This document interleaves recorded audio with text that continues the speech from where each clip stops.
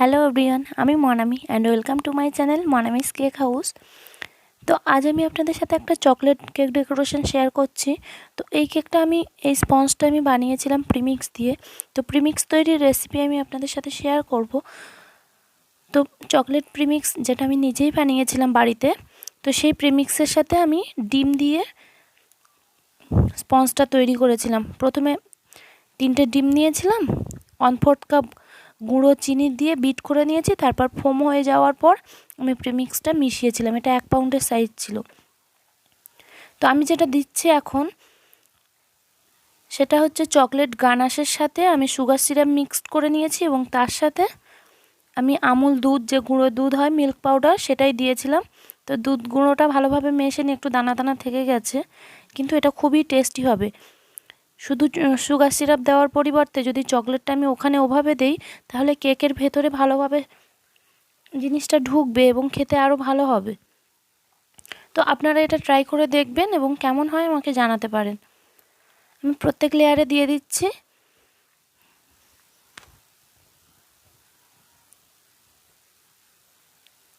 তো সাদা আমি হোয়াইট ক্রিম দিয়ে দেওয়ার পরে আমি কিছু চকো চিপস দিয়ে দিচ্ছি। তারপর একইভাবে আবার একটা লেয়ার দিয়ে সেম প্রসেস করে নিচ্ছি। তো এই সময় কোনো দিকে ট্যাড়া ব্যাঁকা থাকলে সেগুলো একটু দেখে শুনে সোজা করে নেবেন। আমার চ্যানেলে যারা নতুন এসেছেন বা আজকে যারা প্রথম দেখছেন আমার ভিডিও, তাদেরকে বলে রাখি অবশ্যই তারা আমার চ্যানেলটি সাবস্ক্রাইব করবেন এবং যদি ভালো লাগে একটা লাইক করে যাবেন। আমার চ্যানেলে প্রত্যেক দিনই এই ধরনের নিত্য নতুন ভিডিও পাবেন কেক ডেকোরেশনের, এবং কেক ডেকোরেশন রিলেটেড যে কোনো ভিডিও আপনারা আমাকে কমেন্ট করে জানালে আমি সেই বিষয়ের উপর ভিডিও বানিয়ে দেব আপনাদের। তো আপনাদের কাছে আশা করব সবাই আমার পাশে থাকবেন এবং আমায় আশীর্বাদ করবেন যাতে আমি আরও এগোতে পারি এই পথে। তো ক্রিম দিয়ে আমি এটা কোনো আনফ্লেভার ক্রিম, মানে এখানে আমি কোনো কিছু মেশাইনি, শুধুই যে ক্রিম সেই ক্রিম। তো অনেকেই জিজ্ঞাসা করে যে ক্রিমে কি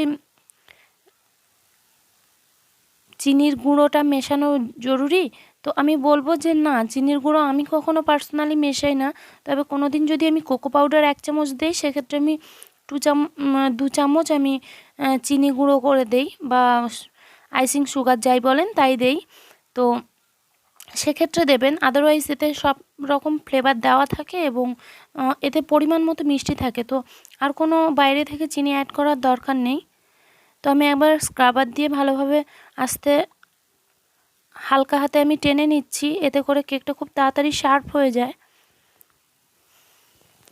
আপনাদের কাছে এটা থাকলে তো খুবই ভালো, না যদি থাকে পুরনো এটিএম কার্ড বা ওই ধরনের যে কোনো কিছু দিয়ে আপনারা এই কাজটা একইভাবে করতে পারেন। শক্ত কোনো কার্ডবোর্ড দিয়েও এটা করতে পারেন, তবে সেটা পাতলা ছোট হতে হবে, এটিএম কার্ডের সাইজের।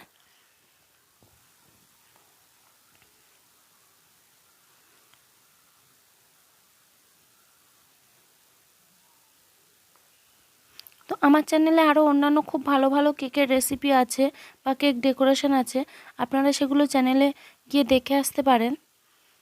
চকলেট গানাশের রেসিপিও আমার চ্যানেলে দেওয়া আছে। তো এই আজকের চকলেট গানাশটা হয়েছে কি, খুব বেশি হার্ড হয়ে গেছিলো, মানে ঠান্ডার সময় যেহেতু একটু পরে পরেই জমে যাচ্ছিলো, তো আমি বারবার মেল্ট করে আনছিলাম আর দিচ্ছিলাম।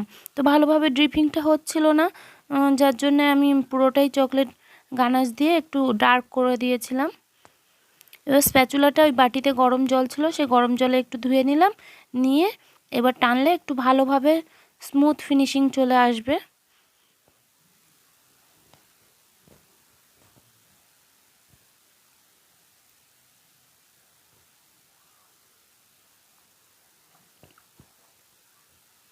তো কিভাবে আমি স্প্যাচুলা ঘোরাচ্ছি, কিভাবে কি করছি আপনারা একটু লক্ষ্য করবেন। আমি একটা স্টার নজেলে পাইপিং ব্যাগ ভরে স্টার নজেল, তো আমি কিছু পিঙ্ক কালারের ক্রিম নিয়ে নিয়েছি এবং এই জায়গাটা একটু ট্রিকি, পড়ে যায় অনেক সময় যদি না ক্রিম ভালোভাবে স্টিপ হয়। তো এরকম একটা ডিজাইন করে নিলাম। অ্যাকচুয়ালি অনেকটা কমা টাইপের বা জিজ্ঞাসা চিহ্ন টাইপের ডিজাইনটা হয়, দেখতে ভালোই লাগে। চকলেট কেকের ওপর পিঙ্ক কালারটা খুব ভালো যায়। তো ভিডিওটি প্রথম থেকে শেষ পর্যন্ত দেখার জন্য সবাইকে অনেক ধন্যবাদ। সবাই আমার পাশে থাকবেন, সবাই ভালো থাকবেন, সুস্থ। আবার দেখা হবে সামনের আরেকটা নতুন কোনো ভিডিওতে। সবাই আমার পাশেই থাকবেন।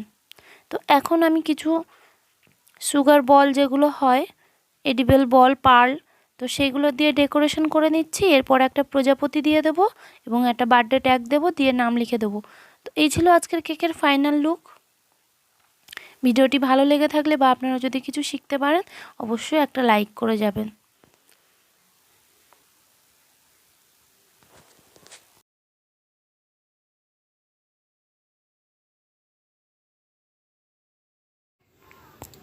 তো আমি নাম লিখে নিলাম। নাম লেখাটা সবসময় ভালো হয় না, কখনো ভালো হয় কখনো খারাপ হয়। তো যাই হোক, এইভাবেই চলছে। আবারও সবাইকে অনেক ধন্যবাদ ভিডিওটি দেখার জন্যে।